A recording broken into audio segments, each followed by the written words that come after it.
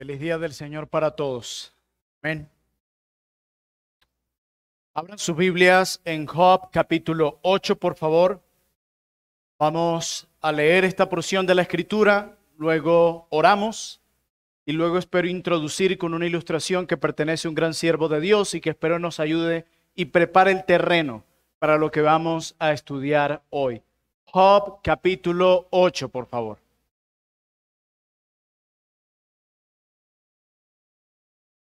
Job capítulo 8 declara la palabra de Dios lo siguiente. Respondió Bildad subita y dijo: ¿Hasta cuándo hablarás tales cosas y las palabras de tu boca serán como viento impetuoso? ¿Acaso torcerá Dios el derecho o pervertirá el Todopoderoso la justicia? Si tus hijos pecaron contra él, él los echó en el lugar de su pecado. Si tú de mañana buscares a Dios y rogares al Todopoderoso, si fueres limpio y recto, ciertamente luego se despertará por ti y hará próspera la morada de tu justicia.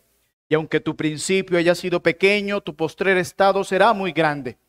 Porque pregunta ahora a las generaciones pasadas y disponte para inquirir a los padres de ellas. Verso 9. Pues nosotros somos de ayer y nada sabemos, siendo nuestros días sobre la tierra como sombra. ¿No te enseñarán ellos, te hablarán y de su corazón sacarán palabras? Verso 11. ¿Crece el junco sin lodo? ¿Crece el prado sin agua? Aún en su verdor y sin haber sido cortado, con todo se seca primero que toda hierba. Tales son los caminos de todos los que olvidan a Dios, y la esperanza del impío perecerá, porque su esperanza será cortada y su confianza es tela de araña. Verso 15. Se apoyará él en su casa, mas no permanecerá ella en pie, se asirá de ella, mas no resistirá. A manera de un árbol está verde delante del sol, y sus renuevos salen sobre su huerto. Se van entretejiendo sus raíces junto a una fuente y enlazándose hasta un lugar pedregoso. Si le arrancaren de su lugar, éste le negará entonces diciendo: nunca te vi. Ciertamente este será el gozo de su camino, y del polvo mismo nacerán otros. Verso 20. He aquí, Dios no aborrece al perfecto, ni apoya la mano de los malignos. Aún llenará tu boca de risa y tus labios de júbilo. Los que te aborrecen serán vestidos de confusión, y a la habitación de los impíos perecerá. Oremos. Bendito Rey, tu presencia está entre nosotros. Nos rendimos delante de ti, reconociendo que solo tú eres Rey, que solo tú eres justo, que solo tus palabras son verdaderas y sabias, que solo tus palabras son poderosas y transformadoras. Reconocemos hoy, amado Dios, que solo de ti proviene la verdad. Bendito Padre, glorifícate por los siglos de los siglos y usa tu verdad para penetrar nuestros corazones hasta lo más profundo, hasta ese lugar a donde la mente humana no puede llegar, que tu palabra pueda llegar hasta allí y limpiarnos de toda impureza. En el nombre de Jesús, amén. Existen miles de platos de comida en el mundo, muchos exquisitos, muchos que solo se encuentran en países de manera exclusiva, pero al mismo tiempo, dentro de todos esos miles de platos de comida que existen, existe un plato de comida que es conocido como el plato de comida más peligroso en el mundo. Ese plato de comida más peligroso del mundo se llama el pez globo. Así es. El pez globo, niños y adultos, es uno de los animales más peligrosos que existen. De manera que usted no puede comer pez globo en cualquier parte. Es común, de hecho, encontrarlo en Japón, pero no es común encontrarlo en todos los restaurantes de Japón. Adicional a eso, para usted poder comer pez globo, usted debe ir a un restaurante certificado por el gobierno japonés. Pero no solo eso. Necesitas que en ese lugar haya un chef certificado también por el gobierno japonés para comer el pez globo de tal manera que no sea mortal. Recuerden que es el alimento, el plato más peligroso que existe. ¿Por qué? ¿Por qué tantas restricciones? ¿Por qué tanta complicación con un plato de comida? Bueno, porque si usted corta mal el pez globo, si usted corta en un lugar inadecuado el pez globo, de seguro usted va a terminar sirviendo veneno a las personas. ¿Por qué les digo esto? Porque mi intención esta mañana es convencerlos de la importancia de cortar bien, de la importancia de trazar bien la palabra de verdad.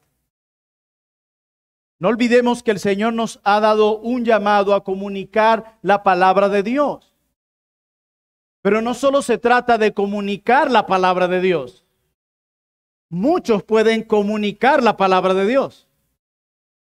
El punto es, el llamado de Dios es que comuniquemos correctamente la palabra de Dios. Y es allí donde no todos entran en este punto. Ya que si comunicamos el consejo de Dios de manera incorrecta, terminaremos comunicándole un mensaje falso a nuestra audiencia. Terminaremos dando un consejo falso a aquellos que confían en nuestro consejo y terminaremos arrastrándolos al caos. Seríamos como aquel que no traza bien el corte en el pez globo. Terminaremos sirviendo veneno a nuestros hermanos. Terminaremos sirviendo veneno a nuestras ovejas. Terminaremos sirviendo veneno a aquellos que vienen a nosotros buscando un consejo sabio y conforme a la verdad. Escuchen bien esto. Es muy fácil brindar un consejo que parece tener mucho sentido. Es muy fácil brindar un consejo que tiene mucha coherencia. Es muy fácil brindar un consejo a alguien que parece lógico, pero que al final de cuentas no va de acuerdo a lo que Dios ha revelado. Cuando no usamos bien la palabra de verdad, podemos guiar mal a las personas, y eso es precisamente lo que sucede con Job y sus amigos. Los consejos de los amigos de Job son coherentes. Los consejos de los amigos de Job tienen sentido.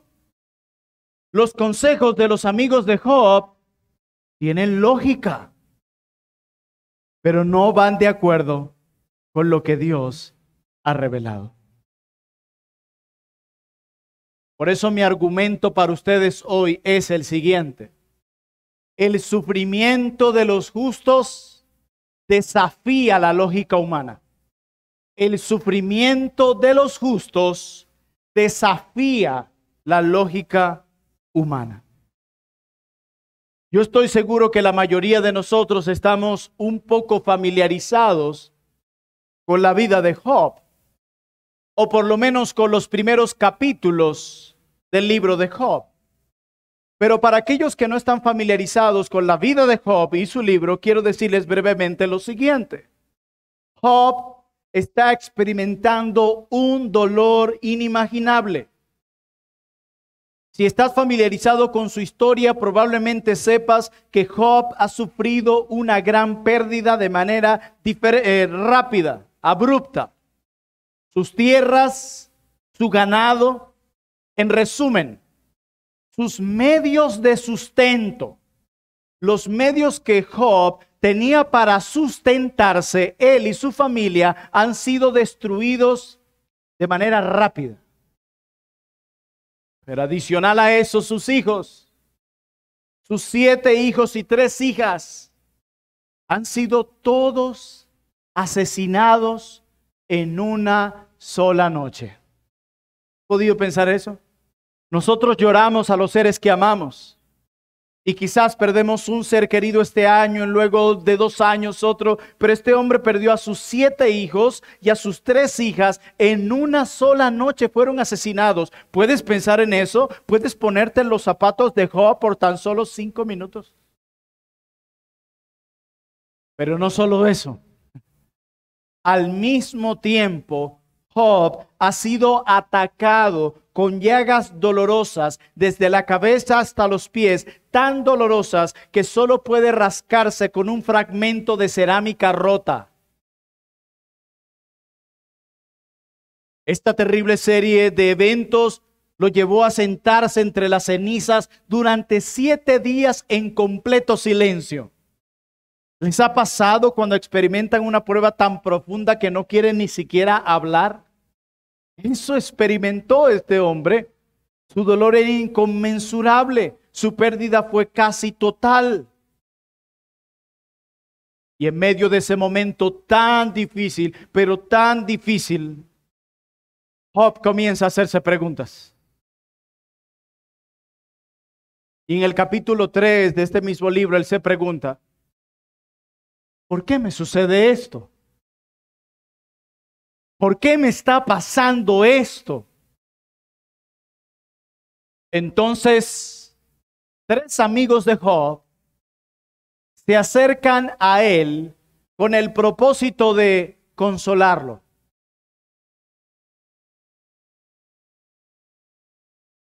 Y aunque hoy vamos a estar viendo a 3 de estos amigos, a uno de esos 3, no pierdan de vista nuestro argumento. El sufrimiento del justo desafía la lógica humana.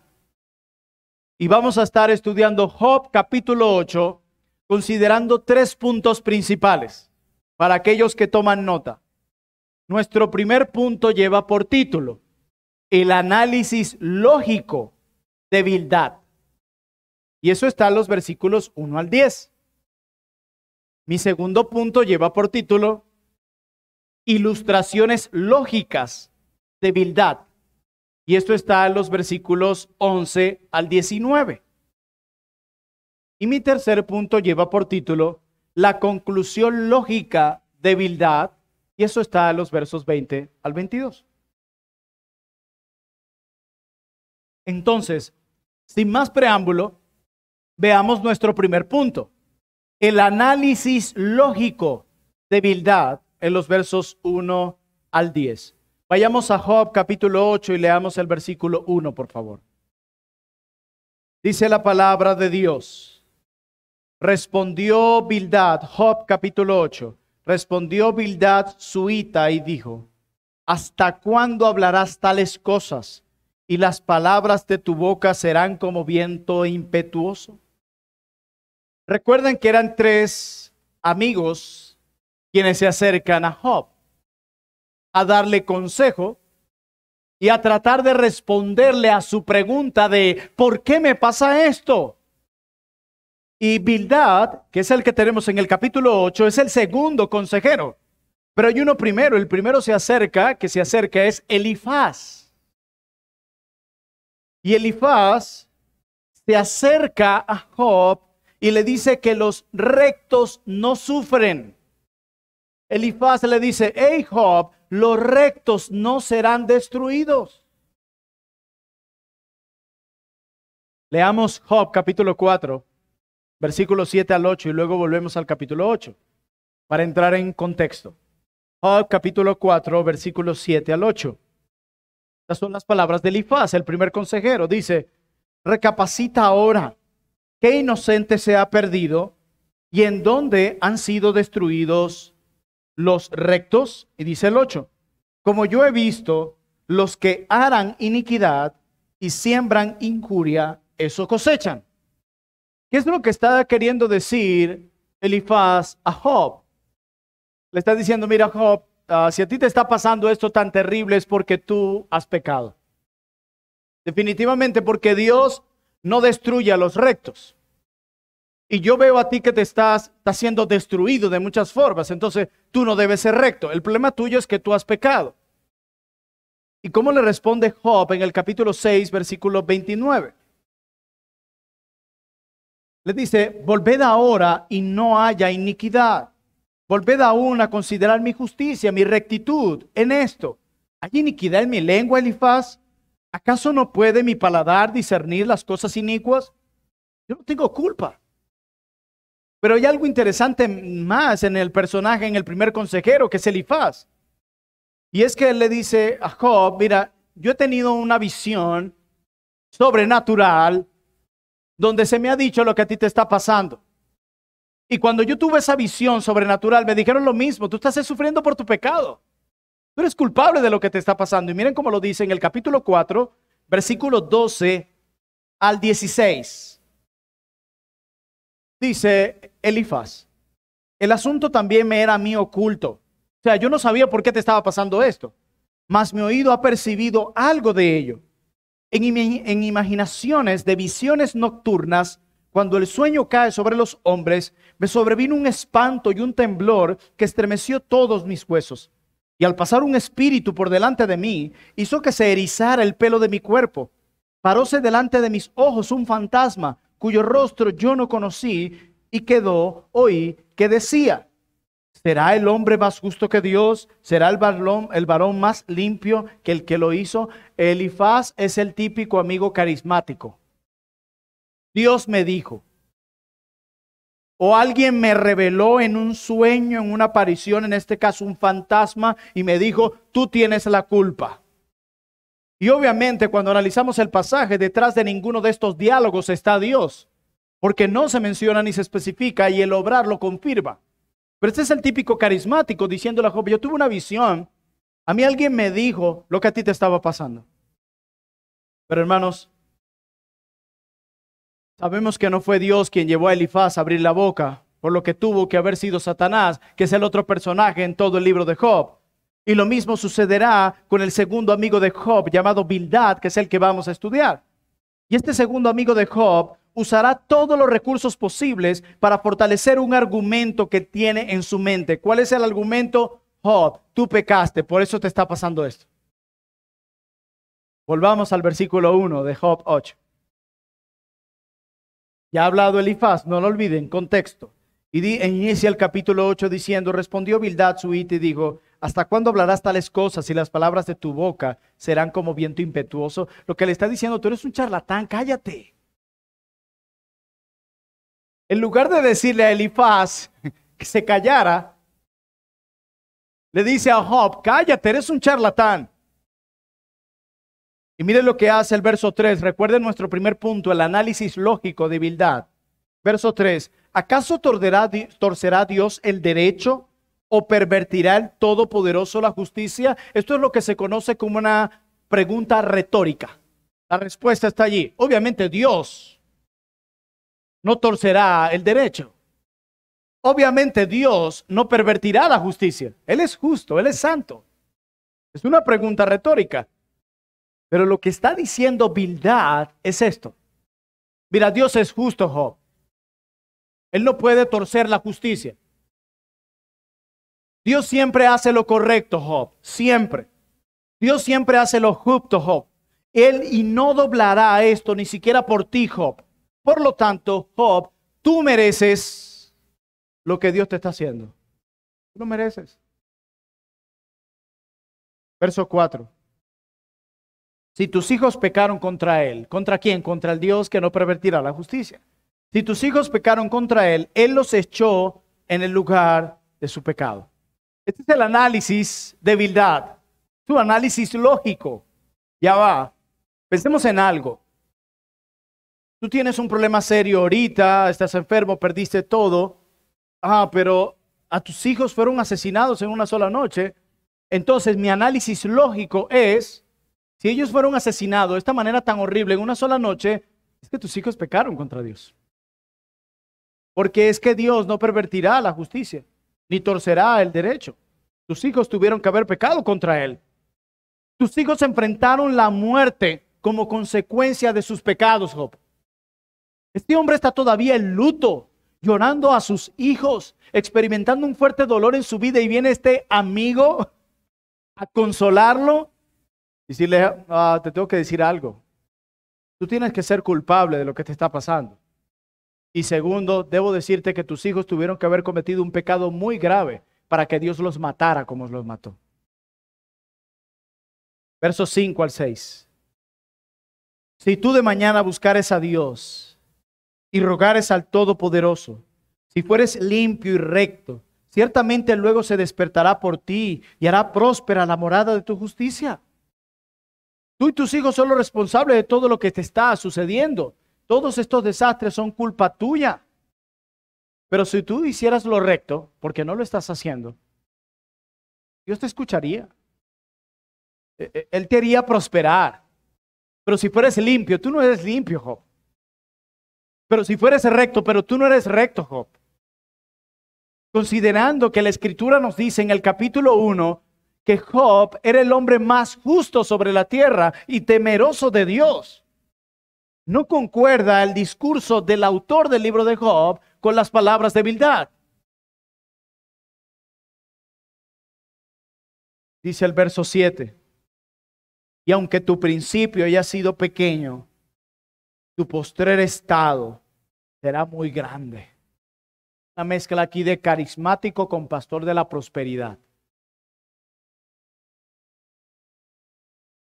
Lo que declara el versículo 7 es la comprensión y el entendimiento que tenía Bildad acerca de las bendiciones de Dios. Hará próspera la morada de tu justicia. En comparación a tus aflicciones y a lo que tendrías, si fueres recto y limpio, lo que viene sería mejor. Y quiero decirles algo, Bildad no está pensando en bendiciones eternas. Bildad está pensando en bendiciones meramente terrenales. Y aunque Dios bendijo a Job materialmente más adelante, el propósito de Dios al tratar a Job fue mucho más que simplemente bendiciones que se podían perder, como las que perdió al inicio. Y es como si Bildad le dijese en el versículo 7, Job, ¿tú recuerdas tus riquezas? ¿Tú recuerdas, Job, todas las posesiones materiales que tú tenías?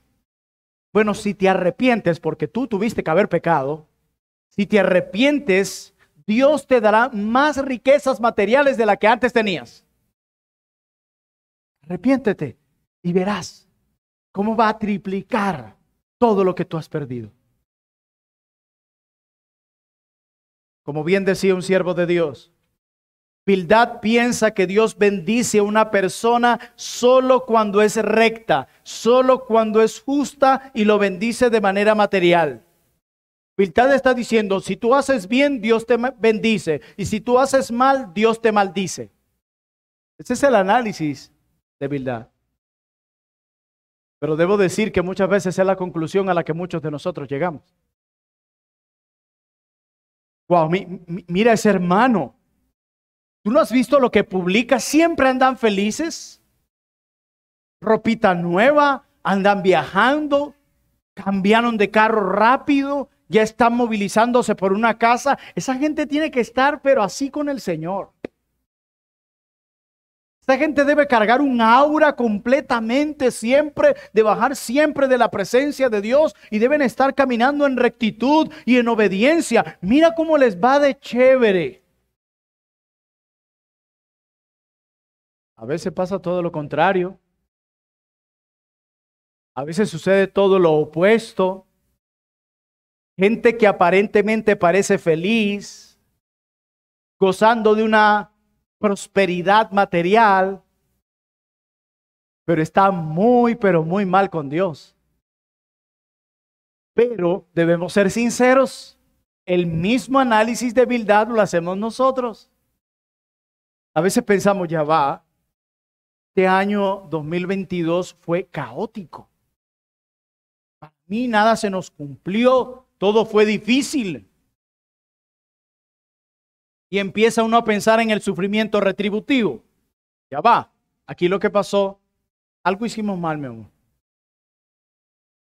Vamos a rebobinar y empieza uno con una especie de morbo, a analizar su corazón. Y créeme, siempre vas a encontrar algo ahí desagradable. Pero no necesariamente esa es la razón por la que he sufrido. No necesariamente esa es la razón por la que el dolor te acompañó este año. Saquémonos esa idea de la mente. Porque como Bildad, como él hizo su análisis lógico, nosotros muchas veces también lo hacemos. Bueno, ahora pasa lo opuesto. ¿No has visto a la hermanita todas las pruebas que le vinieron este año? Hermana, ¿cómo está? Otra vez enferma. Ay, hermana, ¿usted está bien con Dios? Solo una pregunta. O entre pasillos. ¿Viste todo lo que le está pasando al hermano tal? Perdió a su ser querido, perdió su trabajo, no sale de una enfermedad. Yo creo que algo no está bien ahí con él.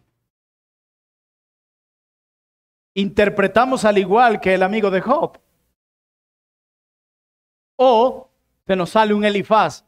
Hermano, yo no sé, yo soñé que usted estaba así enfermo como está, pero era un cuarto oscuro, oscuro, oscuro. Y yo creo que esa oscuridad significa que usted está en algo mal. Ojo, y aquí quiero hacer una observación. Y bien lo digo mi hermano Rubén Ciso. Muchas veces nos tocará sufrir por nuestro pecado. Porque hay gente sufriendo como consecuencia de su pecado y tratan de lucir como mártires. No. Hay muchas veces nos tocará sufrir como consecuencia de nuestro pecado porque la vara amorosa de Dios, de su disciplina, está tratando con nosotros. Y eso deben tenerlo presente para que no se engañen. Pero no es un secreto que muchas veces, como en el contexto de Job, pongámoslo en contexto, sufrirás por hacer el bien. O como lo hemos estudiado en la primera carta del apóstol Pedro, tendrás que sufrir por hacer el bien. Pero tengamos cuidado de que nuestro análisis solo se base en la lógica, porque no siempre la lógica, no siempre la coherencia, no siempre el sentido común va de acuerdo a la revelación de Dios.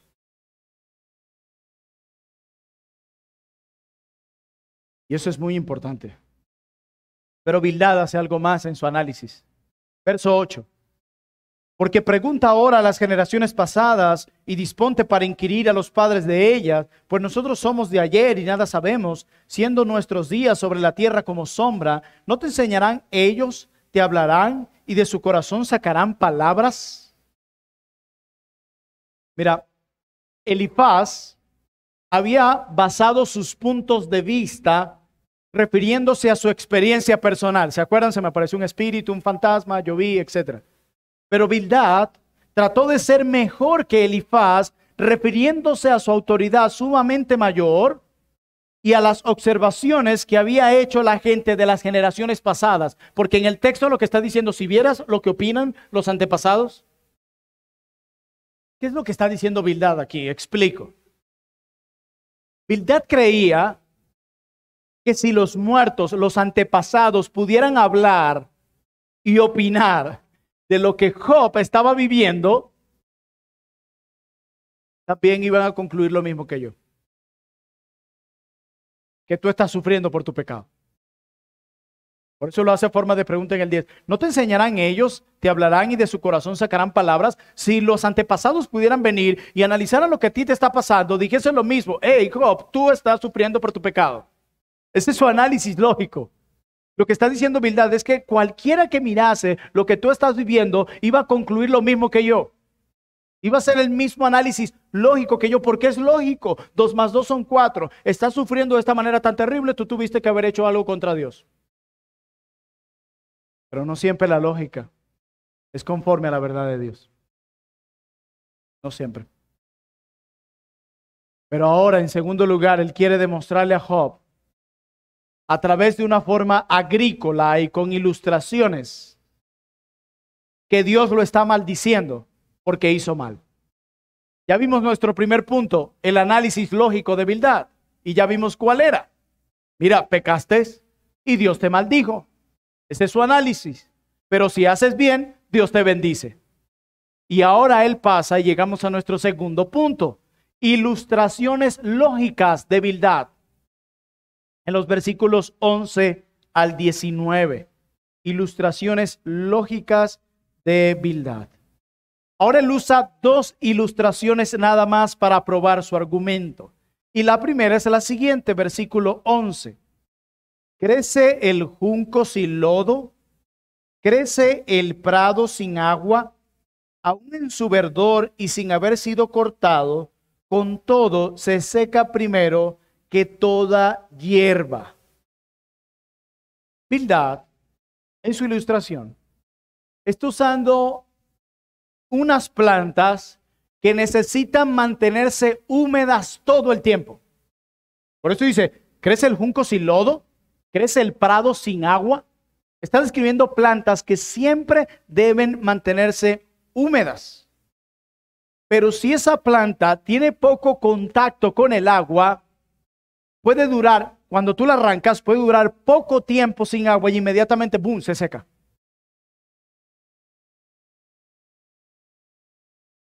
Imagínense a Job escuchando eso. Y, bueno, lo explica. Le hace exégesis a su propia ilustración. Verso 13. Tales son los caminos de todos los que se olvidan a Dios. Y la esperanza del impío perecerá, porque su esperanza será cortada y su confianza estela de araña. En conclusión, Job, asimismo, es una persona que se aparta de Dios. El punto de Bildad es que mientras Job estaba siendo refrescado por Dios, todo en su vida estaba bien. Como la planta, como el junco. Pero ahora que te has olvidado de Dios, que fuiste arrancado de lo que te mantenía vivo y has pecado contra Dios porque tú tuviste que haber pecado, tu vida ahora será quemada y te vas a secar. O mejor dicho, te está secando. Así como le pasa al junco que no tiene agua, así te pasó a ti que te apartaste de Dios. Qué terrible. Mire lo que dice el 13 al 15. Tales son los caminos de todos los que se olvidan de Dios. Y la esperanza del impío perecerá, porque su esperanza será cortada y su confianza estela de araña. El punto de Bildad aquí es que Job era un hombre impío, por lo que su confianza de que estaba bien con Dios era tan frágil como una tela de araña. Esa confianza que tú tienes de que tú estás bien con Dios, de que no has pecado contra Dios, es tan frágil como una tela de araña, porque aquí es obvio que tú eres culpable de lo que te está pasando. Qué manera de herir y de hacer el dolor de alguien mucho peor de lo que ya es. Pero hay una segunda y última ilustración en los versos 16 al 18. A manera de un árbol, vuelve él, a manera de un árbol está verde delante del sol y sus renuevos salen sobre su huerto. Se van entretejiendo sus raíces junto a una fuente y enlazándose hasta un lugar pedregoso.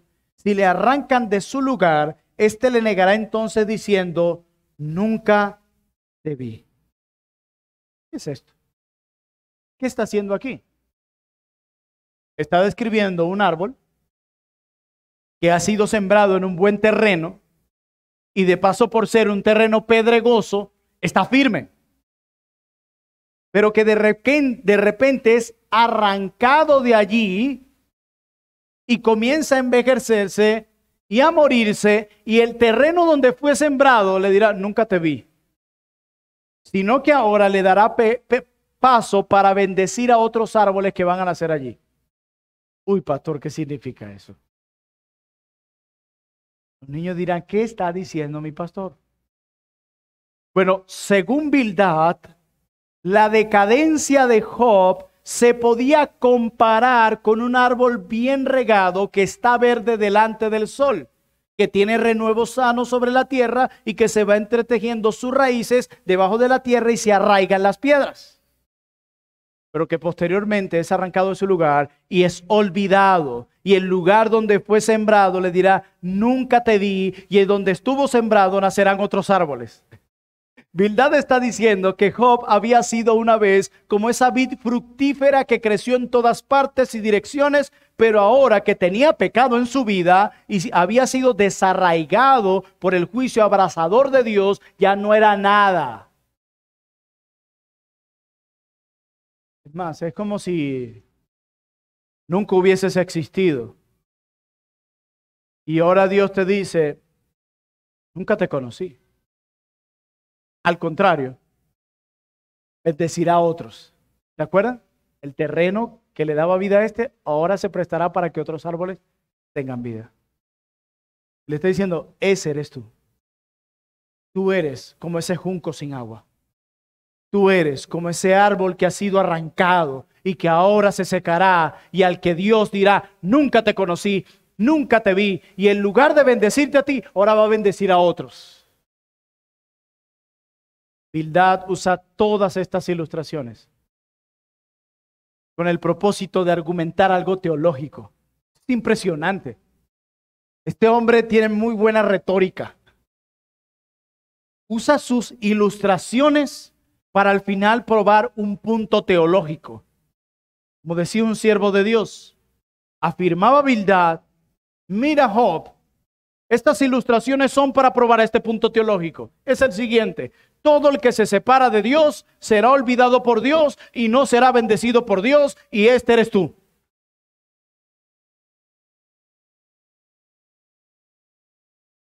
Pero no termina de seguir enterrando su puñal.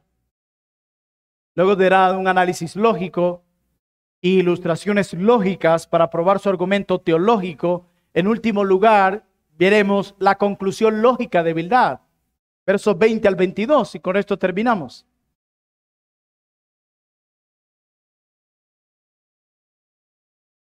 Dice, he aquí, Dios no aborrece al perfecto, ni apoya la mano de los malignos. La implicación de Bildad aquí es que Job fue rechazado por Dios. Yo quiero que tú sepas que el Dios a quien tú decías amar y temer te ha rechazado por tu pecado, y tus sufrimientos confirman que Dios te ha rechazado. Y Dios te rechazó, Job, porque tú no eras íntegro. Por esa razón Dios te rechazó. La enfermedad que tiene tu piel ahora es porque Dios te rechazó. Perdiste todo tu sustento porque Dios te rechazó. Tus hijos fueron asesinados una noche porque Dios te rechazó. Y todo esto fue por tu pecado. ¿Por qué? Porque Dios no apoya al malhechor. Ya va, hermanos, pensemos en algo. ¿Tiene lógica esto o no? Mucha lógica, mucho sentido. Dios no apoya al malhechor. Tiene mucho sentido esto. Dios no aborrece al perfecto. Tiene mucho sentido. Pero este es el caso de Job. La implicación de Bildad es que Job no recibe ningún apoyo de Dios porque es un malhechor. Y ojo, estos hombres vinieron con una motivación buena, pudiéramos decir, de consolar a su amigo que no tiene respuestas, pero lo estaban haciendo de manera incorrecta, y nos olvidamos que Dios no solamente quiere que hagamos las cosas con una motivación correcta, Dios quiere que hagamos lo correcto. Y Bildad ahora va a plantear lo que le sucedería si Job se arrepiente. Lo que le sucedería a Job si él fuera justo. Versículos 21 al 22. Aún llenará tu boca de risa y tus labios de júbilo. Los que te aborrecen serán vestidos de confusión, y la habitación de los impíos perecerá. Hey, ¿tiene sentido este consejo? ¿No tiene sentido? Si tú hicieras las cosas bien, en lugar de llanto y pérdida habrá alegría, júbilo en tu boca. Tiene sentido. Pero lo que él explica es completamente opuesto a la revelación de Dios. Es coherente. Tiene lógica, tiene sentido común, pero no es verdad, como lo pienso probar. Como bien decía un pastor muy querido, él decía, esto es lo que me encanta del libro de Job. Posee muchos discursos tremendamente coherentes, pero no necesariamente correctos. Eso es el libro de Job. Dice Bildad, Job, si tú fueras inocente, Dios no te trataría así. Lo que a ti te pasó es porque tú has pecado. Más bien, si tú fueras inocente, tu boca estaría llena de risa y tus labios de júbilo. Además, cualquiera que se opusiera a ti sería avergonzado. Mm. Ah, es curioso y muy irónico. Yo diría irónico. Porque si ustedes leen, ahorita lo vamos a leer, Job capítulo 42, Elifaz, Zofar y Bildad fueron avergonzados por Dios. Qué tremendo, ¿no? Y él le dice, si tú hicieras bien, tus enemigos serían avergonzados. Hey, ya va. Hermanos, pero ¿por qué el consejo de Bildad es lógico, coherente, pero no concuerda con la revelación de Dios? ¿Por qué? Porque desde el principio, escúchenme bien, desde el inicio, el sufrimiento de los justos ha hecho parte del plan santo y soberano de Dios. Por eso es que suena lógico, suena coherente, tiene sentido, pero no concuerda con la verdad de Dios, porque desde el principio, si tú miras las Sagradas Escrituras, el sufrimiento de los rectos, el sufrimiento de los justos, ha hecho parte del plan de Dios. Pensemos en un texto que leímos y estudiamos hace poco en la primera carta de Pedro, y fue Isaías 53. Donde describen a un justo sufriendo. Acompáñenme a Isaías 53 sin perder de vista Job capítulo 8. Vamos más adelante.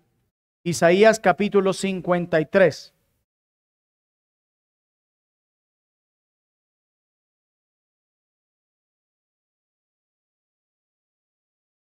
Isaías 53, versículos 10 al 11 específicamente.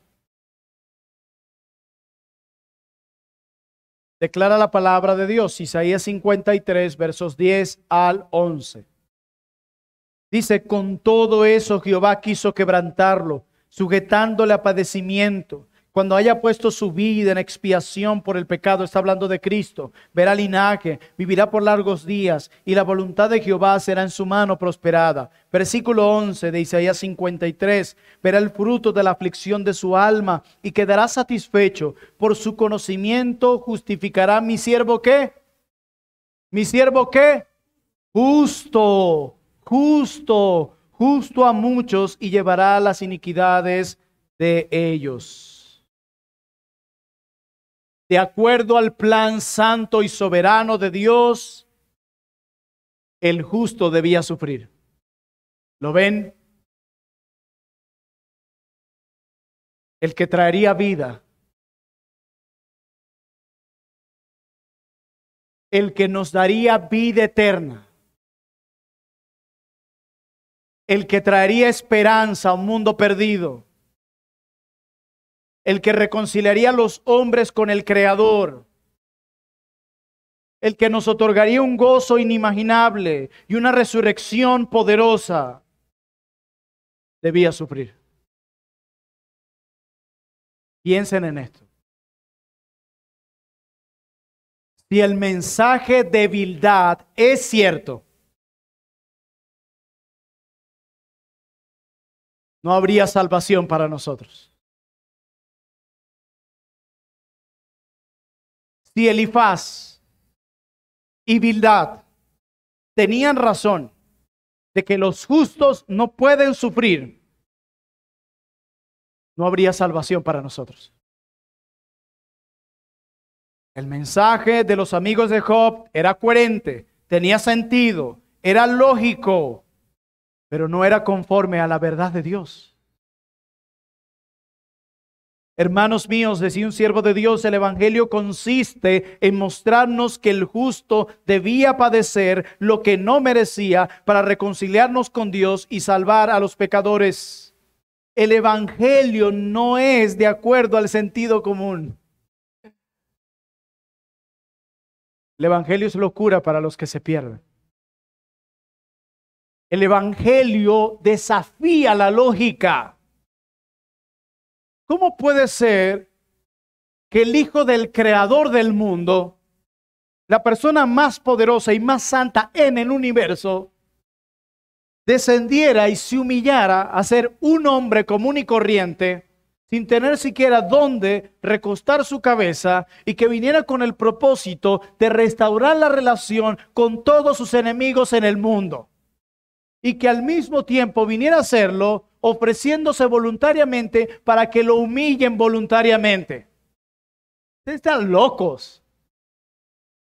Por eso ninguna religión en el mundo tiene un mensaje así. Están locos.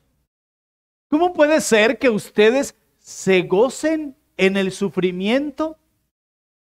¿Cómo puede ser que mientras ustedes están brotando lágrimas de sus ojos, su corazón tiene paz a pesar de que está afligido? Tiene paz porque ustedes reconocen que su Dios tiene control de todo lo que sucede. ¿Cómo puede ser que ustedes puedan ir un domingo a alabar a Dios mientras están pasando por pruebas de escasez, pérdidas de familiares y conflictos en el hogar? Ustedes están mal. O como me decía una hermana en Valencia, me decía, una de las cosas que Dios usó para salvarme es pensar de cómo evangélicos en Navidad o en cualquier otra fecha llegaban tempranito a adorar a Dios mientras yo quería pasar todo el domingo durmiendo. ¿Qué tiene esta gente? ¿Eso no es lógico? Y así comenzó a ver qué tiene la gente, y hoy es una nueva criatura en Cristo Jesús. Entonces, hay cosas, el evangelio, el cristianismo desafía la lógica. El evangelio no es de acuerdo al sentido común. De hecho, la Escritura dice que es necesario que a través de muchas tribulaciones entremos en el reino de Dios. ¿Cómo puede ser eso? El apóstol Pedro nos dice que las pruebas que purifican nuestra fe no son un obstáculo, sino un medio para llevarnos a la salvación final. Uy, hay algo todavía que desafía más nuestra lógica. Nosotros fuimos salvos a través del sufrimiento del Hijo de Dios. Si Él no sufría, tú y yo no tuviéramos vida eterna. O sea que aún por el sufrimiento damos gloria, porque el sufrimiento nos salvó. El sufrimiento del eterno Hijo de Dios nos salvó. Pero Pedro nos recuerda también que el sufrimiento es un medio que Dios está usando para salvarnos. ¿Se dan cuenta de eso? Qué glorioso. Qué magistral. Tenía razón Bildad, pero era lógico. Tenía sentido común. Era coherente. Pero no era de acuerdo a la verdad. Por eso el título del sermón es lógico, pero no es cierto. Pero ¿cómo terminó esta historia? Porque la pregunta que Job se comienza a hacer en el capítulo 3 no es respondida. ¿Ustedes han leído el libro de Job? ¿Saben qué es interesante? Que cuando Job le pregunta a Dios, ¿por qué pasa lo que pasa? Dios le responde con otra pregunta que tiene que ver con su carácter. ¿Pero por qué me pasa esto? ¿Dónde estabas tú cuando yo hice todo? Creador. Y así sucesivamente. Y es como si Job pudiera decir, hey, pero te estoy preguntando, ¿por qué me pasa esto? Y tú usas preguntas para revelarme más quién eres tú. ¿Saben por qué? Porque en medio del dolor eso es lo que realmente importa. No tener la respuesta a todas nuestras preguntas, sino conocerlo más a Él.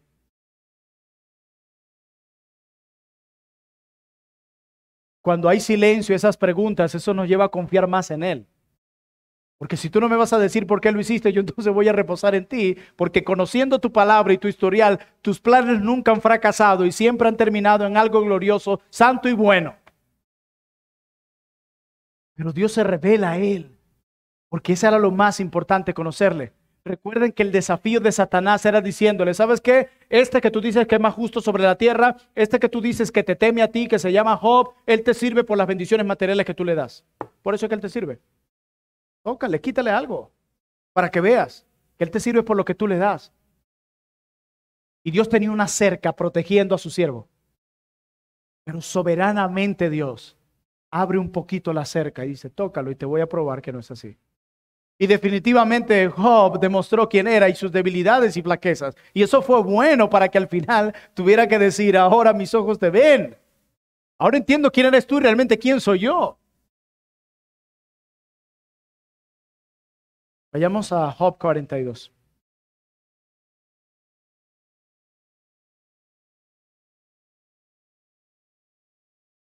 Pastor, pero ya va. ¿De dónde usted sacó que Dios no estaba de acuerdo con los amigos de Job? Versículo 7 de Job 42. Y aconteció que después que habló Jehová estas palabras a Job, Jehová dijo a Elifaz temanita, mi ira se encendió contra ti y tus dos compañeros, porque no habéis hablado de mí lo recto como mi siervo Job. Pastor, pero mencionaron a Dios y dijeron cosas bonitas de Dios, que era justo, que no iba a pervertir la justicia. Y no importa cuán bonitas son tus palabras, no importa cuánto menciones a Dios en ellas, no importa cuánta lógica tenga tu consejo, no importa cuánta coherencia, si no es de acuerdo a la verdad de Dios, debe ser rechazado. Y Dios lo rechaza. Y miren lo curioso, las ironías de Dios. En todo el desarrollo de este libro, Job siempre era el culpable. Los amigos, tú estás mal, tú estás mal, tú estás mal, tú estás mal. Ahora mire lo que pasa en el 8 de Job 42. Ahora pues tomaos 7 becerros y 7 carneros e id a mi siervo Job y ofreced holocausto por ustedes. Y mi siervo Job orará por ustedes, porque de cierto a él atenderé, para no trataros a ustedes afrentosamente, por cuanto no habéis hablado de mí con rectitud como mi siervo Job. ¿Realmente quién era el que estaba mal? Los que creían que estaban bien eran los que estaban mal. Los que creían que estaban haciendo lo correcto eran los que estaban yendo en contra del plan de Dios. Y termina Job, al que ustedes dijeron que era culpable, que era un impío. Él ofrece el sacrificio por ustedes. Él va a orar por ustedes, para yo no tratarlos ustedes como lo merecen. Y solo a él voy a escuchar. ¿Qué Dios es este? ¿Qué Dios es este al que nosotros adoramos? ¿Qué Dios tan sabio, tan poderoso, tan glorioso y tan grande? Y miren lo que sucede en el versículo 10. Y quitó Jehová la aflicción de Job cuando él hubo orado por sus amigos, y aumentó al doble todas las cosas que habían sido de Job. Quiero decirles que Dios le devuelve todo a Job, no porque Job se portó con rectitud, porque tampoco Dios se las quitó por eso, porque él había pecado. Dios dijo, he aquí, te acabo de probar que este hombre, a pesar de sus debilidades y flaquezas, jamás blasfemó mi nombre. Ahora le devolveré lo que le quité y el doble. Y dice el 12, y bendijo Jehová el postrer estado de Job, más que el primero, porque tuvo 14,000 ovejas, 6,000 camellos, 1,000 yuntas de bueyes y 1,000 asnas. ¿Se acuerdan lo que le pasó a los hijos de Job? Verso 13, y tuvo 7 hijos y 3 hijas. ¿Cuánto perdió? 7 hijos y 3 hijas. Qué glorioso es Dios. Él decide cuándo llega la prueba en nuestras vidas y Él decide cuándo termina. Él decide qué preguntas responder y cuáles no. Pero lo que sí estoy seguro es que Él decide y ha determinado que en medio de ese horno tú le conozcas. Porque el sufrimiento de los justos es parte del plan santo y soberano de Dios. Y el sufrimiento de los justos desafía la lógica humana. Por eso no desprecies el sufrimiento. No desprecies el dolor. Recuerda que el sufrimiento del justo siempre ha sido parte del plan de Dios. Este año sufrimos mucho, nos causaron muchas heridas, perdimos muchas cosas. Pero no fue quizás, en la mayoría de los casos, porque hayas hecho algo malo. Quizás por todo lo opuesto. A menos que la Biblia te haya mostrado que realmente pecaste y tienes que enfrentar con amor y gracia la disciplina de Dios. Pero si este no es tu caso, mira hacia atrás, hacia todo lo horrible que te hicieron y que recibiste este año, y mira a Dios detrás de eso. El sufrimiento de los justos es su plan. Ten cuidado de que tus consejos y los que recibas no sean guiados por la lógica meramente o por el sentido común o por la coherencia, sino por la verdad de Dios. En Él está la verdad. Él es la verdad y solo en Él se halla la verdad. Las personas que dan consejos equivocados se apresuran a expresar sus puntos de vista sin siquiera conocer todos los hechos y sin conocer la revelación de Dios. Amados, muchos de los que están aquí siguen consejos lógicos, coherentes, que tienen sentido, pero que no están de acuerdo con la revelación de Dios. Tú entras hoy a las redes sociales y ahora cualquiera es un influencer cristiano reformado y se creen ya con el derecho de dar cualquier consejo y ves un montón de jóvenes más reformados dándole like a cosas que mencionan a Dios como el consejo de Bildad, que son lógicos, que son coherentes, que apelan al sentido común, pero que en el fondo no son conforme a la verdad. A mí me duele cuando hay jóvenes de esa iglesia y le andan dando like a cualquier cosa y digo, ¿habrán ido a buscar si eso en la Biblia está? Y eso está formando sus cosmovisiones y su manera de ver y entender el mundo, de ver las relaciones, de ver la iglesia. Porque están siguiendo mensajes o ideas lógicas que tienen sentido común, pero que no son conforme a la verdad. Y esto lo hacen porque ustedes no conocen las Escrituras. Muchos de ustedes jóvenes quizás pasan días sin ni siquiera acercarse a Dios a través de las Escrituras.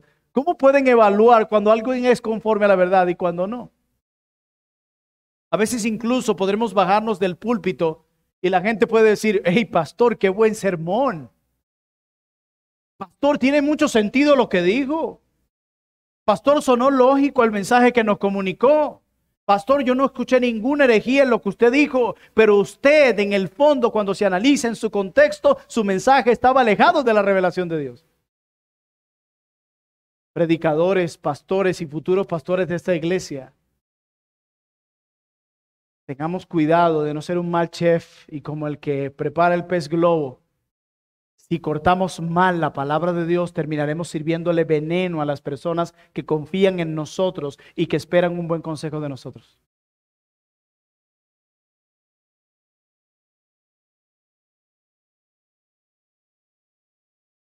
Job no fue castigado por hacer el mal, aunque era un pecador y débil como nosotros.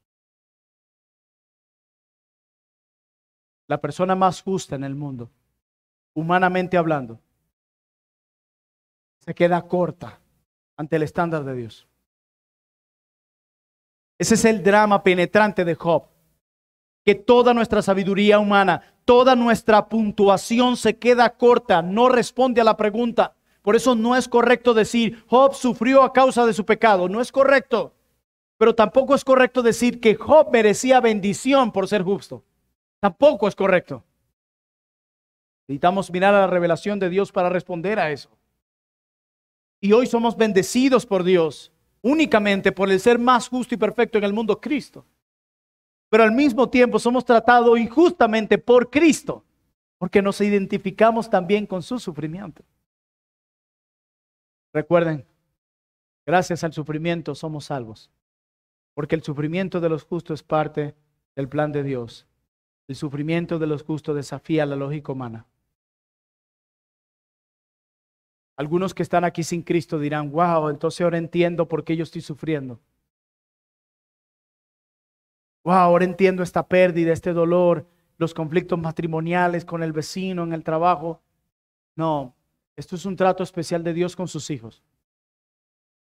Si tú no te has arrepentido de tus pecados, ni has confiado únicamente en Cristo como el Salvador de tu alma, esto no es para ti.